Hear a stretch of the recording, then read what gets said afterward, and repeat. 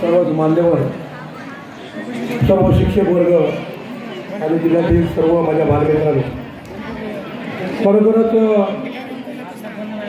Scout गाईडचा स्तुत्य उपक्रम आणि या उपक्रमाचं भाग्य या आमच्या वामनगाव हायस्कूलला मिळालं. मी सर्व जिल्ह्यातील सर्व अधिकाऱ्यांचं पहिलं आभार व्यक्त करेन की आमच्या या शाळेची आपण निवड केलात. बांधव दुपारच्या सत्रामध्ये ज्यावेळी या ठिकाणी आपल्या जिल्ह्याचे पालकमंत्री नितीनजी राणेसाहेब या ठिकाणी आले, आमच्या माळेवाड्यांनी उल्लेख केला की ज्यावेळी नारायण राणेसाहेब मुख्यमंत्री झाले त्यावेळी त्यांचा पहिला कार्यक्रम म्हणजे स्काउट गाईडचा कार्यक्रम होता. आणि ज्यावेळी आता नितेश राणे पालकमंत्री झाले त्यावेळी त्यांचा कार्यक्रम आपला हा स्काउट गाईडचा पहिला कार्यक्रम झाला. बरोबरच आपल्या कार्यक्रमाचं भाग्य आहे की आपल्या कार्यक्रमाला मंत्री लाभत आहेत. त्या कार्यक्रमाच्या निमित्ताने आम्हाला पण आमच्या बालपणाची आठवण झाली, आमच्या NCC कॅम्पची आठवण झाली. ती खरोखरच या अशा कार्यक्रमामुळे, अशा कॅम्पमुळे आपल्या मुलांना की समाजामध्ये कसं राहावं, कसं वागावं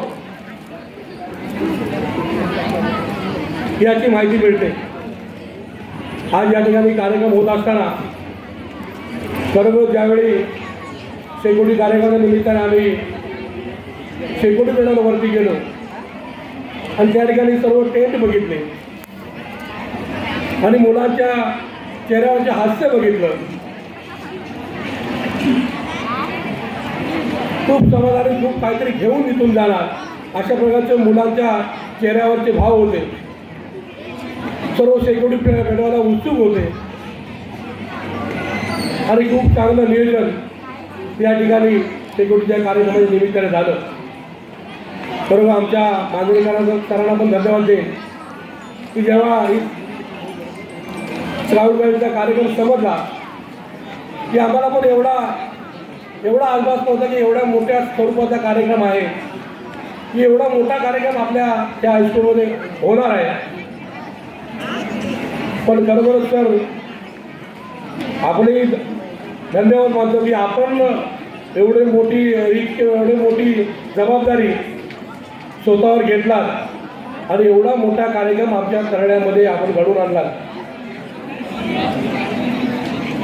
कारण कार्यक्रम बोलायला सोपे असतात पण ते पूर्णत्वास देण्यासाठी असंख्य हात लागतात आणि ते हात आपण जमा केलात. कारण आपला प्रेमळ स्वभाव आणि त्या स्वभावामुळेच त्या ठिकाणी आपण व्यासपीठ आताही बघा, दुपारीही बघितलं की खरोखर या गावातील सर्व माजी विद्यार्थी असतील जे या शाळेतून शिकून गेले की आपण या शाळेसाठी काहीतरी देणं लागतो, आपण या शाळेचं ऋण काहीतरी फेडायचे आहे या उद्देशाने या ठिकाणी कायम आपल्या मागे उभे असतात.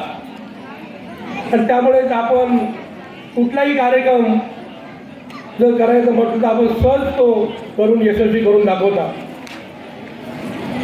बांधवांनो, खरं म्हटलं तर हा स्टेजवरचा कार्यक्रम आम्ही नको म्हणत होतो, कारण मुलांना इथे सांस्कृतिक कार्यक्रमांची कधी एकदा चालू होत आहेत याची उत्सुकता असते.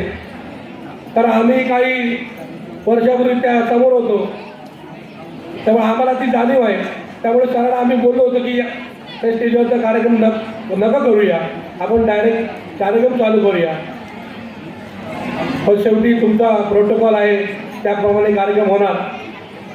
मी पुन्हा एकदा माझ्या गावातर्फे या सर्व मुलांना, सर्व शिक्षकांना मी या कार्यक्रमाच्या निमित्ताने शुभेच्छा देतो, आपल्या भावी वाटचालीसाठी शुभेच्छा देतो आणि माझ्या गांगेश्वराकडे प्रार्थना करतो की आपल्या सर्वांना, सर्व मुलांना, सर्व शिक्षकांना या कार्यक्रमासाठी लागलेल्या ज्यांचे हातभार लागले आहेत त्या सर्वांना उत्तम आयुष्य आणि उत्तम आरोग्य माझ्या गांगेश्वराने द्यावं अशा प्रकारची प्रार्थना करतो. इथेच थांबतो.